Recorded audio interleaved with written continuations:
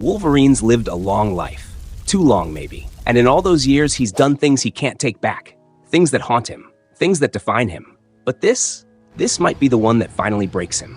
The Safed Co Mountains are ruthless. Snow-dusted peaks cut into the sky like jagged fangs, and the air, thin, sharp, whispers of forgotten wars and men who never made it home. It's the kind of place that swallows you whole. And right now, Wolverine is carving his way through it. Or so it seems. Dressed in his yellow and blue suit, claws gleaming in the cold light, Mystique moves like a predator through the rugged terrain. Her steps are calculated, her disguise flawless. She spent 3 days hunting herself, or rather, making sure the world believes she is. In a clearing, 2 young boys gather firewood, their breath curling in the cold. Mystique steps forward, the weight of her presence enough to freeze them in place. She inhales deeply, tilting her head. Her stink is all over this place, she growls. The boys exchange nervous glances. One of them grips a bundle of wood tighter, his knuckles pale. Where the hell is Mystique? She flicks her wrist. The adamantium claws slide free with a deadly whisper. The boy stares at the steel shimmering inches from his face, sweat trickling down his temple. Mystique yanks him forward by his shirt, her eyes burning into his soul. You better not lie to me, kid. It ain't worth your life. She lets him go, watching as he stumbles back, barely able to keep his legs under him. Then she keeps moving, through the village, through the fear. Villagers scatter, whispering, trembling. She shouts to them, an order, a warning. Bring me Mystique, or I'll tear this place apart. She sniffs the air again, eyes narrowing on a woman cloaked in white.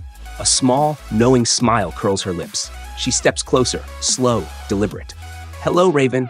The woman stiffens. Mystique, disguised as Wolverine, grins, her voice dripping with venom.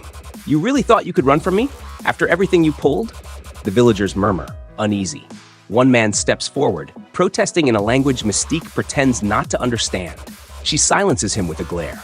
This woman ain't who you think she is. And then, she strikes. Her claws flash, slicing through flesh like paper. The woman stumbles, blood blooming across white fabric. The villagers gasp, horror in their eyes. Mystique steps back, waiting for the transformation. The telltale shift of blue skin, yellow eyes. But it never comes. The woman collapses and remains exactly as she was. Mystique stares down at the body. A quiet beat passes. Then she looks up. Mystique is still here. Her voice is colder than the mountain air. You have 5 minutes to bring her to me, or you'll be needing a lot more graves. 3 days earlier, Muir Island. Cyclops stands at the edge of the cliffs, watching the waves crash against the rocks. He doesn't turn when he hears the snick of claws retracting. I know why you called me, Logan mutters, stepping beside him. Mystique slipped through our fingers. Again, you want me to take X-Force and... No. Scott finally turns, his gaze hard as iron. I want you to go after her, but alone. Logan arches a brow. You sure that's wise? Scott holds his stare. After what she did to us, to the team? You can bet your ass I am. Logan exhales, running a hand through his hair. I'll get her, but I do it my way. Scott steps closer, lowering his voice. You understand I'm not asking you to bring her in. A pause. Not breathing, at least. Logan nods once. They understand each other perfectly. You need anything? Logan shakes his head. Just time. Scott folds his arms. She could be anywhere in the world, impersonating God knows who. How do you plan to? Logan smirks. Give me 9 hours. 8.5 hours later, Tehran, Iran. Inside a mosque, voices rise in prayer. The air is thick with incense and whispers to God. Logan walks in, slow, steady, his eyes locked on an old man with a long white beard. How about you and me step outside, Raven?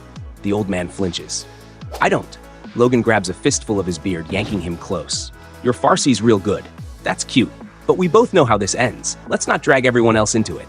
Hands pull them apart. Worshippers step in, muttering angrily. Mystique smirks beneath the disguise. Then, boom!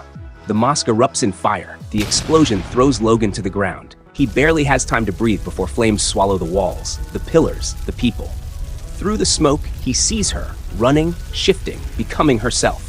Gonna have to do better than that, old-timer, Mystique taunts, disappearing into the chaos. Logan pushes himself up, dragging a burning man to safety. His lungs burn, his blood boils. 3 days, no food, no sleep, no mercy. This ends now.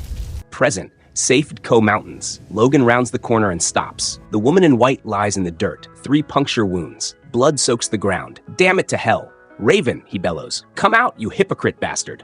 The villagers move, rifles click. They think he did this. Mystique stands in the shadows, her fake claws dripping with blood. A voice behind him sneers in Persian. You said we'd need more graves, infidel. Rifles rise, but I think we'll only need one.